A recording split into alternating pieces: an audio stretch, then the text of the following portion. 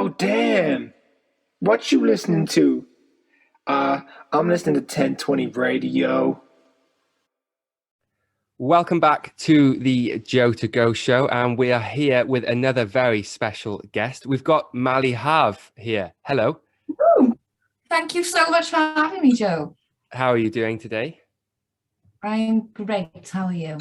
I'm wonderful, thanks. I'm all recovered. We had to cancel this and we had to rearrange this interview because I was sick, but I'm back. Oh, And yeah. I'm strong. So thank you for. You managed to avoid COVID all that time, and you got it the I other know, day. I know. But thanks for finding the time to fit us back into your busy schedule. Means a lot to have you here. I think we're probably one of our first Welsh speaking guests ever, if not the first. So, Shemai.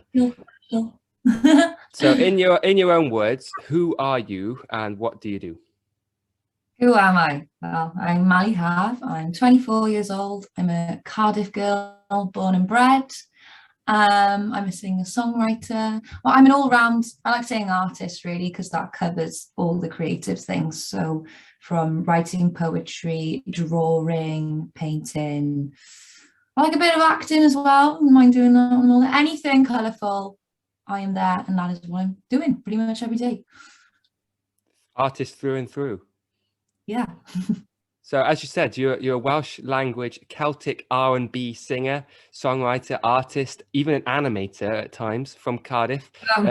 You studied pop music at Leeds College of Music, specialising in the voice, which paid off, I say. I've just finished my degree in Bristol, and I decided that there are better opportunities for me to stay here. So I want to know what drew you back to Wales? Well, Leeds is he's got a really good scene. And I think like when I went to uni, I was younger. I must admit, my confidence in uni was absolutely rubbish. Like it was just non-existent. And you don't realize that till afterwards. So when I finished uni and I realized because that got in the way of like, reaching for the stars or whatever, I finished it and I was just like, I'm going to spend a year here and just enjoy my time with my friends, no uni. And I told them all, I am going back home to start my career. I have to, I'm going to start fresh. And I remember some of my friends were like, are you sure you want to go back to Wales though? Like, isn't it a bit dead music wise? And I was like, what? No. Like, it annoyed me because I know that, I don't know, it's supposedly like a country that's, well, it's very musical. I was in a very creative school. Like the Welsh language culture love anything from the arts. So for them to say that, I was just like, oh, so it geared me more to go home anyway.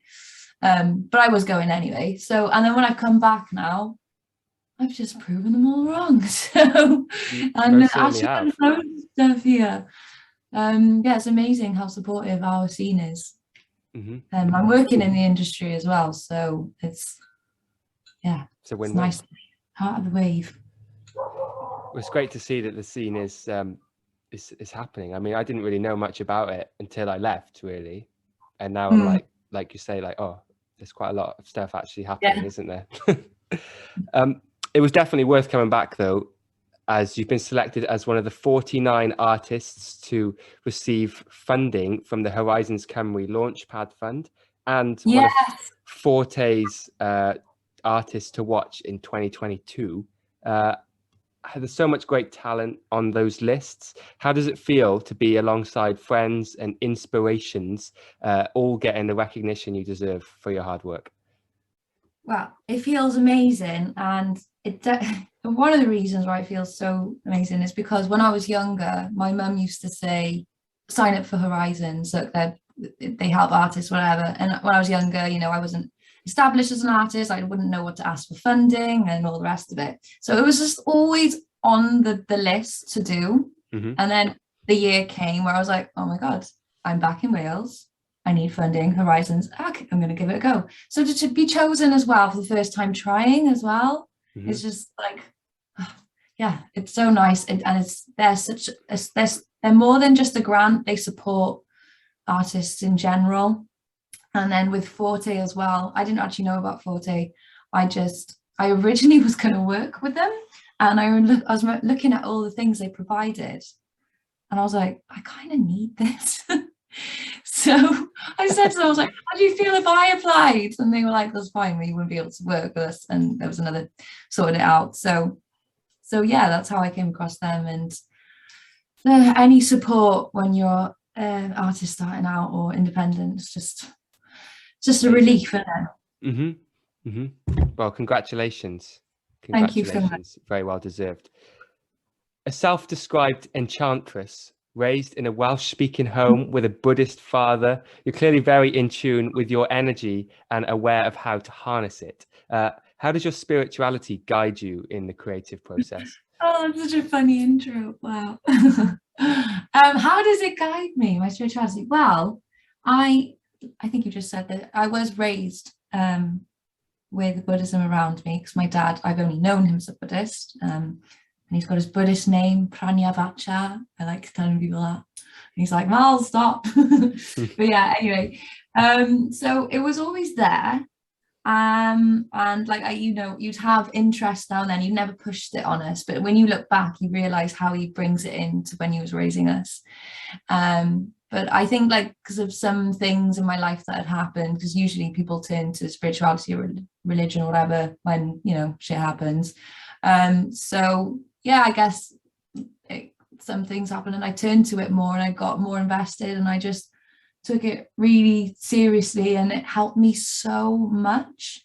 And then on top of that, the more I got into the spiritual side of things and more I practiced, the better my creative work was as well. So like, yeah, when like creativity is rubbish, I look at spirituality, make that better, and then that gets better. And then the other way around, if I'm not practicing my spirituality but I'm really creative, like they just go together. Am I making sense? Absolutely. They're the same thing for me. So yeah. You also have the green Tara mantra in your Instagram bio. Are you able to talk us through what that is and why it's important to you? Yeah, so Tara is a female Bodhisattva. Some people refer to as the female Buddha or the mother of Buddhas. And I think being raised by dad with Buddhism was wonderful, but I feel like I didn't find my own version in some ways. And yeah, she's a female as well. Like you don't really hear much about female gods or symbols or whatever. So I think when I really took to practicing her more, or practicing on, her chants, that's when I connected even more. So Tara for me, she's, to just explain, a Bodhisattva is not a real historical figure, it's a symbol. As real as she feels sometimes. She's that has helped me, and she's really important, and that's who I call for when I need some help. Well, thanks to Green Tara, for sure. Yeah. Your songs are a hybrid of Welsh and English. I mean, you sing in both languages. Sometimes you intertwine it into one song. Sometimes you even release two singles of the same track, one in Welsh, one in English, which confused me the first time when Spotify played the same tune. I was like, hang on, what's happening? Pretty cool, though. How does your process differ when you write from one language to the next? So I've said to myself, I'm going to stop doing the two songs in different languages, because what I ideally want to do is sing in English and Welsh on one track, but I need to like sort of there's a plan kind of to have my name in both linguistic communities, and then eventually I can mush them together. Because I want to go off topic here. The Colour Show? Yes. I want to hear Welsh on that. That is my goal. That can totally happen. English Welsh track. Yeah, just keep asking Tara. That's one of my goals. But yeah, sorry, what was the question again? What was the question? How does your process differ when you write in English? Oh, right, yes. So the funny thing is, there's less opportunity to speak Welsh, and especially when I went to uni, I wasn't speaking it at all unless it was on the phone, or if I came home in the summer or whatever. So that's another reason kind of when I came back. But so when I write in Welsh, I've used that person less, that language less, so I'm a lot more vulnerable probably in Welsh. I can say what I'm feeling more because I haven't used the Welsh version myself as much. So usually if my Welsh songs are a bit more stronger in emotion, I think. But it gets very confusing. You start a song and you're like, which language do I choose? That's usually why I'm just flipping in English and Welsh in one track. They're my favorites. So yeah, I like the ones that intertwine together. Yeah. I think that's the way forward. But is and there... it will be the way forward eventually. Good. And it'll be on the Colours show. I mean, it's on the Joe to Go show. Woohoo, it's a start. Yeah. Is there a difference then between who you are in Welsh and English, do you think? Apparently there is, for people who speak two languages, you have a different character in both. I mean, it's obviously not massive, but I like to think that the Welsh, maybe I've just made this up for myself, but the Welsh version of me is more confident. So Interesting. Yeah. I don't know. Interesting. I could be wrong. More confident. Goodness me. You said before now that you, quote, likes to sing in half and half, and that got me thinking about Chippy Lane and chips and curry sauce and chips half and half, and well, I think just chips in general, basically. But I want to know what's your favorite or your go-to end of the night snack? Oh wow. I just want to start off that I should definitely open a cafe on Chippy Lane called Half and Half, shouldn't I? Absolutely. Yeah. Heard it here first.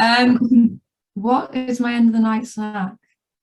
Oh, it probably would be chips. Like, you can't go wrong with, like, going off topic, when I was gluten-free, I was like, thank God potatoes are not gluten-free, because they're just the best form. That you can have so many different versions of them. It's like chips, waffles, roast potatoes, and curly fries. This is so, can't live without them. So good. We actually, we bit of a boring answer, but... No, not at all. We were discussing in work the other day actually about favorite potato types. What's yours? Curly fries. I'm having them fries. tonight. It's Nice. like, is it the curl that makes them taste nicer? I mean, it is the seasoning, but I like to pretend. No, the curl's good. When you get a nice long one, it definitely tastes better. Yeah. It definitely tastes better. And what gets you going the next morning after a big night out? What gets me going? Do you know? Oh, that's a hard question, Joe. I don't know. I don't know if you've noticed this on my socials. I'm a bit of a nature lover, but pretty much nearly every day, or at least every weekend, I will go on a walk. And my favorite place at the moment to go to is beaches. So I'm on a rock hype, not the music, but the actual. I go on the beach and then I find the rock, and then I've got this amazing app and it tells all the healing properties and stuff. So I've become a bit of a rock collector at the moment. I'm not a geologist, but I like to pretend. So yeah, I didn't really answer your question, but there's a fun fact about it. No. Well, I think the answer to the question is getting up and doing something, I think, is what gets you going. So before we started chatting, we heard Bersi Nesaf, forgive my pronunciation, which is a full Welsh track. Amazing. Thank you so much. The first Welsh track I played on the show. And now we're going to hear your next single. What's it called? When's it out? What's it about?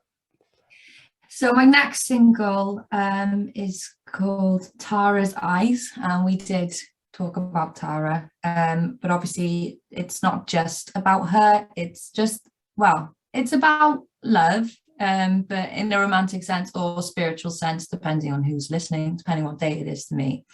And it's just about wanting a really present love, I guess.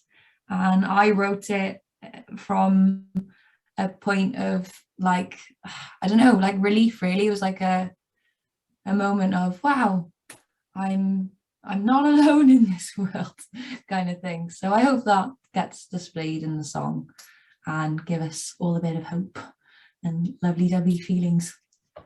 Excellent. Well, let's hear it. Please introduce the track. This is Mali Hav's song Tara's Eyes on Joe to Go's show.